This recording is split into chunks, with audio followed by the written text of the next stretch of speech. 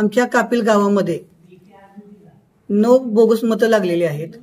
ज्या व्यक्तींच्या नावे कापिल गावामध्ये शेत मिळकत नाही, त्यांचं घर नाही, त्यांचं रेशन कार्ड नाही, त्या 9 लोकांनी याबाबतची कुठलीही पुरावे नसताना स्वतःच्या आधार कार्डचा पत्ता बदलून कापिल गावामध्ये मतदान नोंदणी करून मतदान केलेलं आहे। या लोकांच्यावरती फौजदारी गुन्हा दाखल करण्यासंदर्भात मी 14 तारखेपासून अमरण उपोषणास बसणार आहे। तसेच आमच्या कापिल गावामध्ये तृप्ती उमे गुन्हे म्हणून व्यक्ती राहत नाही, परंतु तिच्या आधार कार्डवर कापिलमध्ये मतदान नोंदलं गेलं आणि त्या आधार कार्डचा पत्ता कोल्हापूरचा आहे। ही व्यक्ती कोल्हापूरची आहे आणि आमच्या कापिलमध्ये मतदान नोंदणी करून गेली।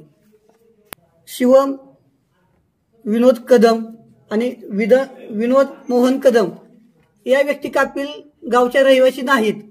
तसेच ह्यांचं मतदान कापिलमध्ये आणि गोळेश्वरमध्ये या 2 ठिकाणी लागलेलं आहे।